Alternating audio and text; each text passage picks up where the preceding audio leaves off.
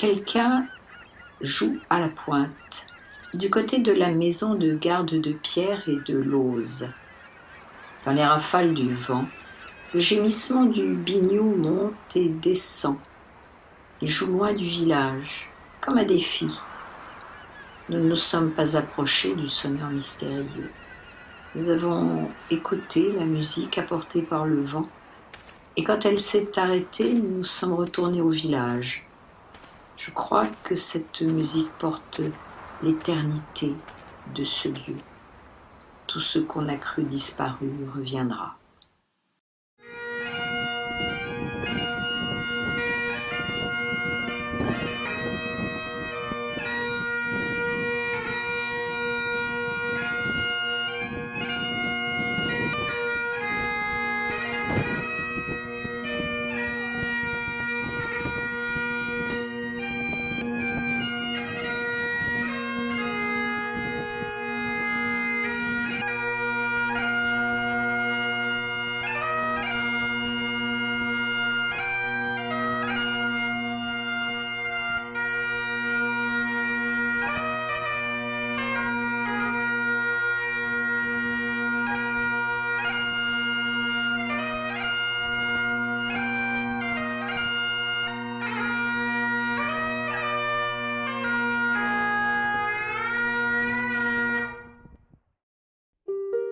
C'est en 1702, au cœur des monts d'Arrée, dans le légendaire massif d'Armorique, qu'Yvon Cornec et Anne Broustel font édifier ce petit manoir de notables appelé Apothéis, qui signifie avancée.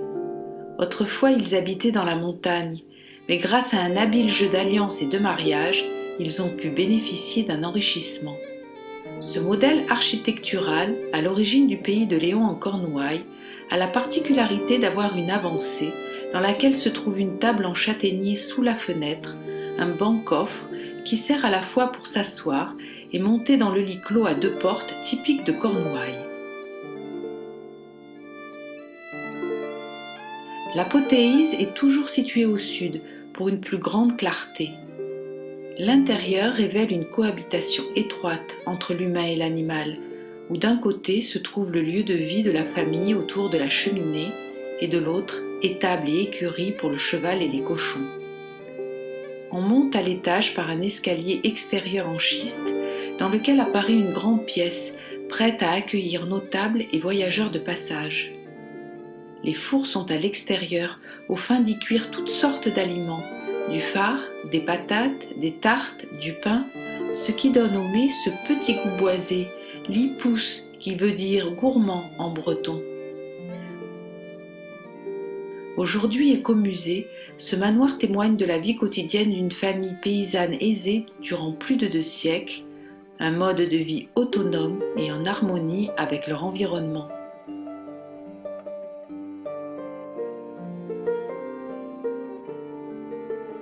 Au XIXe siècle, une famille de chouans quittèrent la Vendée pour s'installer dans le pays de Léon. Ils naquirent 3 frères, dont Damien Golen.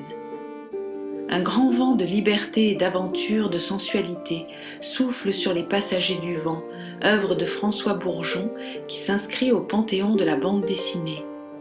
Damien y apparaît dans le rôle du guide, aidant les personnages à relier à marée basse le Gois de Noirmoutier au continent. Quelque chose du mystère de la Bretagne s'est transmis ici, est resté vivant malgré la modernité. Cela passe par certains hommes, certaines femmes, héritiers de traditions ancestrales, peut-être parce qu'ils ont été éduqués par la terre, par le vent et les saisons. C'était le sentiment d'un lieu hors du temps, oublié du monde moderne. Il est capable de s'émouvoir de la beauté de la lande, lorsque les bruyères fleurissent, ou d'écouter la musique que font les ruisselets après la pluie. Il est de ce pays, naturellement, sans orgueil, sans plainte, aussi vrai que les rochers et les chênes, que les gelans et les chevreuils, ou les lapins de Garenne, à qui il réserve toujours une part de ses récoltes.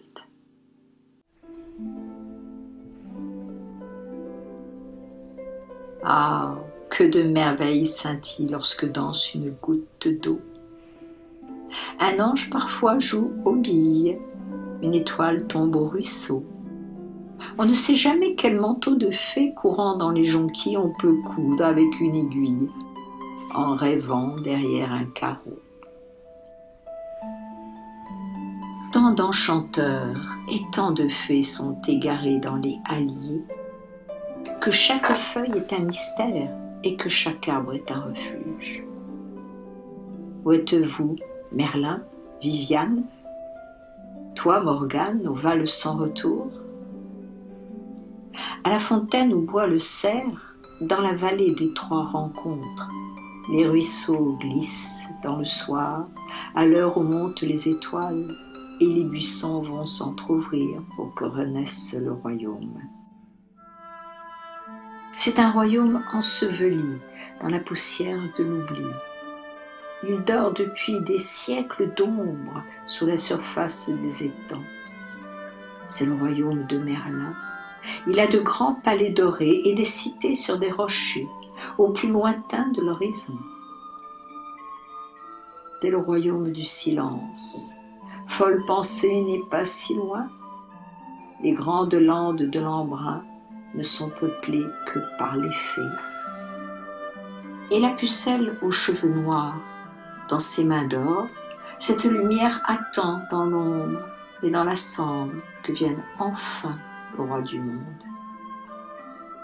Bretagne bleue, Bretagne noire, les étoiles montent le soir pour allumer les arbres bleus de la forêt de Brocéliande.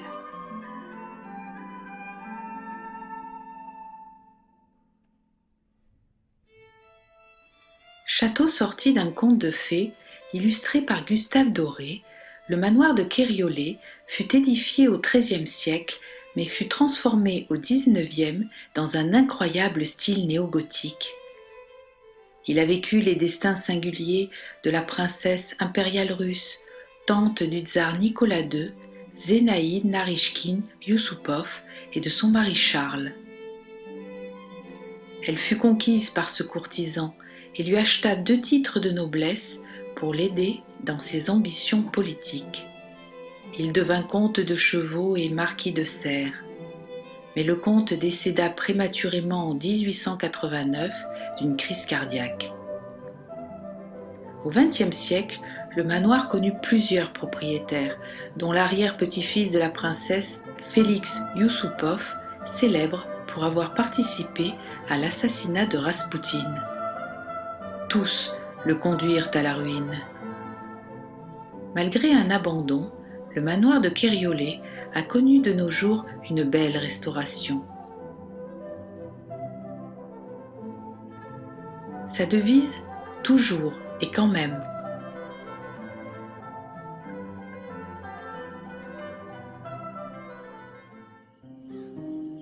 C'est dans une ambiance quasi mystique que nous prenons la direction des fortifications en descendant de la pointe des Espagnols vers Roscanvel. Sur la route qui mène à l'îlot des Capucins, on découvre, au détour d'un sentier, un char-panhard français laissé à l'abandon.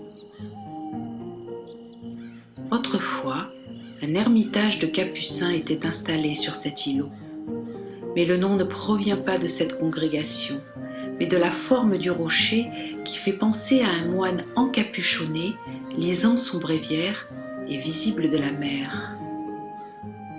Taillé à même la pierre, on y accède par un petit pont de pierre datant de 1859, où passait jadis une petite voie ferrée destinée à l'approvisionnement des casernes. Vauban imagina au XVIIe siècle des forts qui ne seront construits que sous Napoléon III. Puis vinrent les casemates de la Troisième République, l'usine électrique et la voie ferrée de la Quatrième. Tout cela témoigne d'une volonté constante de contrôler les passages du goulot de Brest et de sa base sous-marine.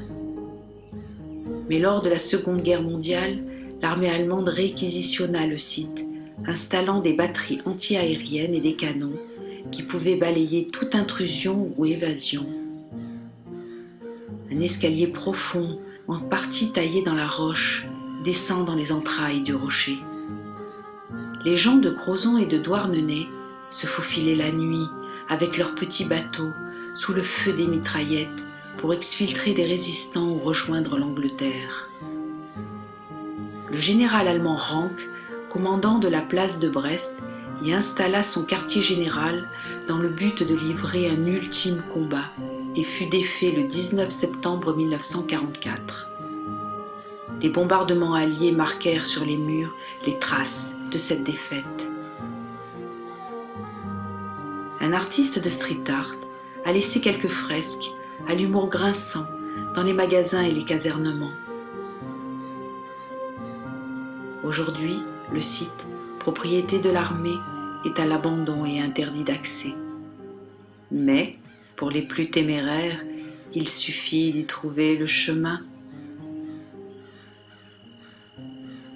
Des yeux, des cœurs, des bras, des jambes et des têtes, de par Satan qui jongle, entrecroisant leur vol, cependant que les toits, les arbres et les bêtes s'épivardent, crevés par le métal du sol. En sang, les âmes vont, dressant ergots et crêtes, à travers le pillage, le feu, le viol et la haine profonde aux vipères concrètes, jusqu'à ce qu'un vaincu reçoive le licol. Certes, pour ce charnier dont s'effarent les astres, et ses tronçons épars des tranquilles cadastres, le monstre primitif dut monter au cerveau. Viendra-t-il pas quelqu'un refaire avec la viande et les cailloux restés de l'ordre sarabande une race nouvelle en des foyers nouveaux? Ici vécut un poète, Pierre-Paul Roux, dit Paul Roux le Magnifique. À l'aube du XXe siècle, il fit construire ce manoir à 8 tourelles surplombant l'océan. Fuyant les tumultes de la vie parisienne et entouré des siens, il s'immergea rapidement dans la vie locale de Camaret. Nombreux artistes et illustres personnes y séjournèrent avant la guerre. Max Jacob, André Breton, Jean Moulin et bien d'autres. Mais en cette soirée dramatique du 23 juin 1940, la vie du poète bascula. Vers 22 heures, un soldat allemand se présenta à la porte du manoir. Reçu par Rose, la bien-aimée gouvernante, il y pénétra sous un prétexte fallacieux, séquestra toute la maisonnée et violenta sa fille divine. Rose sauva le poète d'une mort certaine en déviant le tir qui lui était destiné. Mais cela lui coûta la vie. Le soldat, fou de rage, lui tira 3 balles dans la tête. Saint Paul Roux écrira « Notre salut partiel est le dévouement ingénu de Rose. Cet enfant, béni, possibilise notre vie à tous les deux. Elle est toute une famille, elle est l'humanité tout entière en son inlassable geste de jeunesse. Quand il n'y a rien à semer, elle sème quand même du rire ce grelot de l'espérance. Mieux encore que l'humanité, Rose, c'est Dieu, nourri. La preuve de Dieu, ô philosophe, la voici, Rose. » Transportés à l'hôpital de Brest, Paul et sa fille, grièvement blessés, y furent soignés pendant de longs mois. Peu à peu, le poète reprit espoir, malgré la souffrance de la perte de Rose. Un jour, il retourna à Camaret et découvrit son manoir pillé et dévasté, tous ses écrits brûlés. Le choc fut si grand qu'il tomba rapidement malade et décéda quelques jours plus tard, à l'âge de 80 ans. Le 11 septembre 1944, le manoir, occupé par les Allemands, fut bombardé par l'aviation alliée 7 jours avant la libération de Camaret. Théophile Briand raconta « Il fut enterré le 21 octobre à Camaret, au milieu de cette population côtière qu'il avait conquise et qui, raidie dans ses vêtements de deuil, cachait à peine son indignation des récentes forfaitures. Le cercueil qui avait passé la nuit à la chapelle Notre-Dame de Rocamadour fut porté à bras par 4 marins au visage de statues qui voulurent arrêter Monsieur Saint-Paul devant la tombe encore fraîche de sa servante, avant de le descendre dans la sainte terre de Bretagne.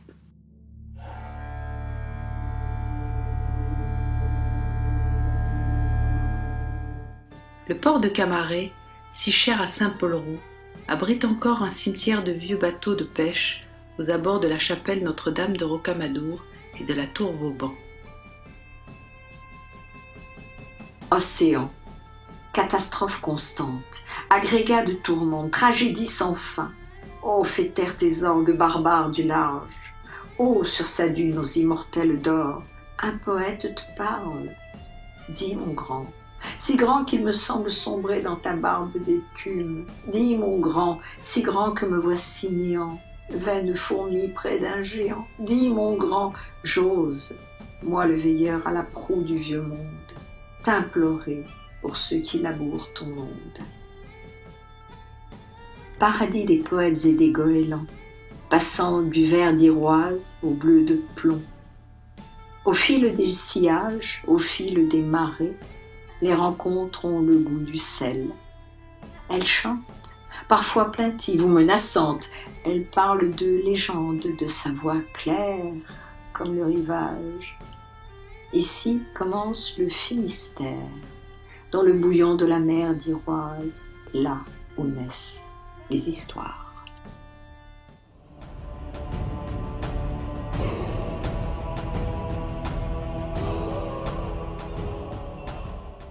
C'est à eux que je voudrais dédier ce petit conte, non comme une confession ou un album de souvenirs, mais comme une chanson bretonne, un peu entêtée et monotone, de celle que dit encore dans les tempêtes la roche qui chante, ou de celle, j'imagine, que mes ancêtres ont répétée jadis en frappant la terre du pied dans la chaleur des fêtes de nuit, avec le fond sonore aigrelet du biniou et de la bombarde, et que le vent a emporté.